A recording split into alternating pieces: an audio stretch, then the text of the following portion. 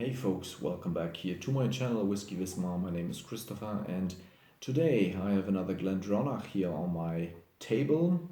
Well, actually two, because today I want to compare two different single casks from the vintage 1993. Very famous vintage. Lots of nice single casks were released from that year, and sadly though, Glendronach itself has no idea what they did back then. They don't have any distilling samples left, so they cannot analyze what they did, particularly 30th of January, as far as I remember, because many of the yeah, bloggers were sort of hyping those particularly distilled Glendronachs the most. What I have here on my table today, however, are two also distinctly different single casks from that vintage, both distilled in 1993, and let me see, 19th of March here for this 25-year-old, as I said, bottled in 2018 to commemorate 25 years of one of the largest online retailers for whiskey that we have here in Germany, whisky.de. And on the other hand, here to my left, a 2009 bottled single cask for La Maison du Whisky, a big store in France, or based in France. So 16 years, 25 years, and I have samples for both of them, and if I compare them here, they are absolutely identical in color. So hope you don't mind that I don't open this bottle here to my right. It was pretty expensive when I bought it more than a year ago, but now secondary market prices are just too crazy. I cannot justify opening something like this out of the blue. Eventually I will, but not so far and not yet. But I got a sample, so clearly I did my homework. So I, of course, want to try everything that, even for those bottles that I don't open immediately. I want to compare these because sometimes, or what I found is, if you just nose a single whiskey a night or during a review session, sometimes the subtle differences can get lost, and they become more pronounced when you compare it to a different whiskey at the same time. This is what I try to do here, and also maybe give us to highlight the difference in age.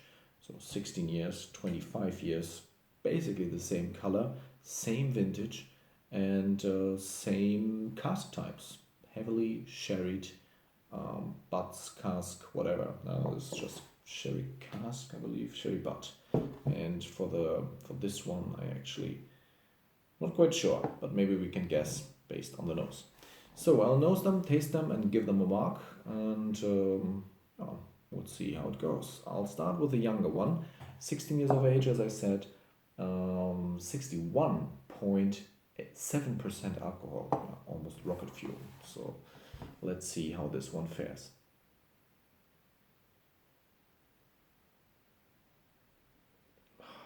Intensely spicy, very expressive. The alcohol is there, you sense it, but it's not too unpleasant. It's not overwhelming. So, good start here. Lots of dried fruit, dates, figs, plums, all that you would expect from a single cask. As I said, I don't know whether this was PX or some recouped cask or Oloroso, I have no idea. But there's sweetness here, and at the same time it's also very spicy and savory, so this could very well be Oloroso, but as I said, I don't know. Now let me nose the 25-year one.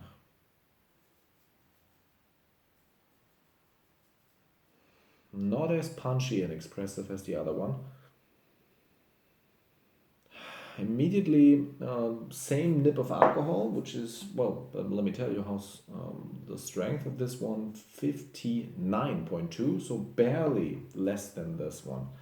And outright, right away, I can sense some varnishy components, so solventy notes, but it's not unpleasant. Fits, no, it intermingles quite well with the alcohol.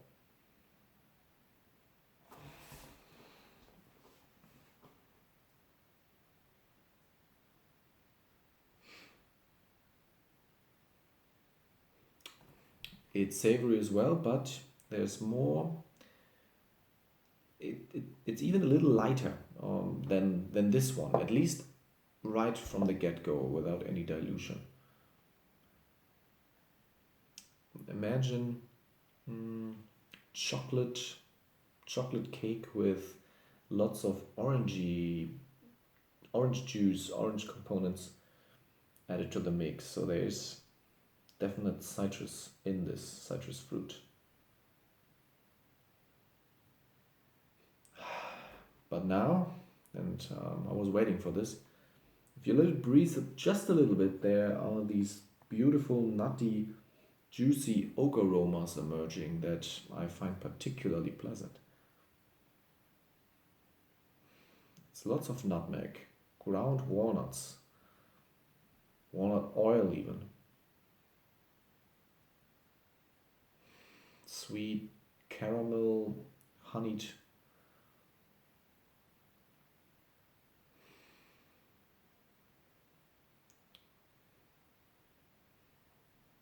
sweet turkey gravy, and a little bit of the oak comes through, so eucalyptus, menthol, all that. You can sense at least here on the nose. So let me try it on the palate.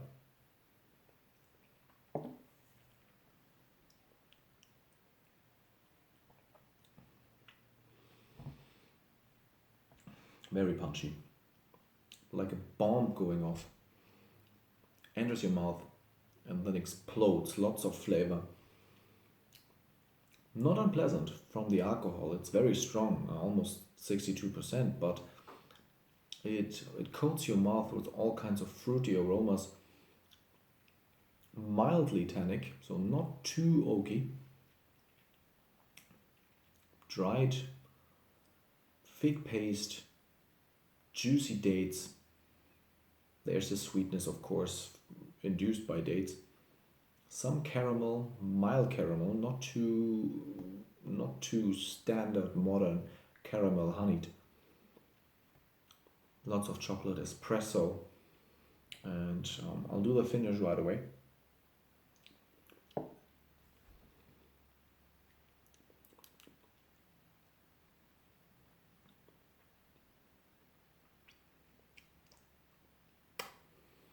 Medium. You sense that this could be longer with some more oak influence, but 16 years, this is all.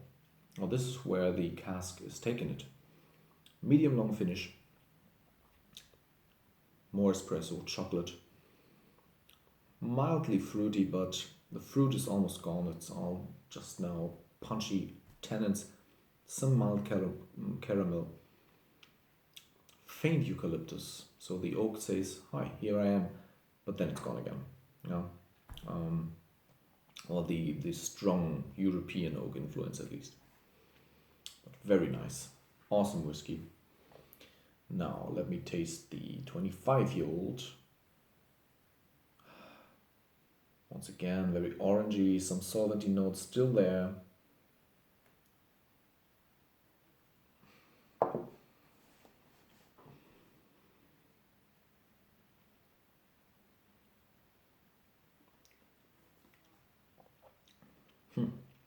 Yeah, the orange permeates to the palate. It's very pronounced, juicy, spicy, savory.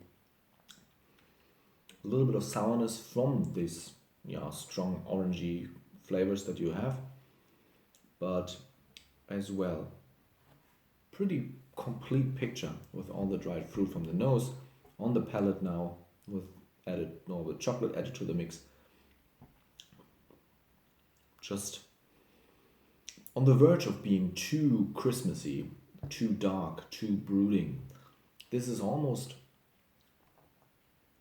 as well balanced that you can drink this during the summer, 1 or 2 glasses, and in winter. So very well balanced and chosen cask. The finish a little longer. Yeah, it's mildly longer, moderately longer due to the 9 years of age in the that this one has over the 16-year-old, but not in any negative or bad way. It's not too oaky, it's not too dry. It is more eucalyptus and menthol forward, but not in an unpleasant way. Great stuff, both of these. Now, what would I mark them? Both the 1993 16-year-old and the 1993 25-year-old, 91 out of 100. They both have their own strengths and weaknesses. I found the palate and the nose more expressive from this one, but here you have the greater breadth and the greater greater spectrum of flavors. And if you give this one more time, you definitely can have more enjoyment. But this is just pure intensity, punchy, and everything, both of them, everything that you would want to have from a Glendronach single cask. If you can find them, try them.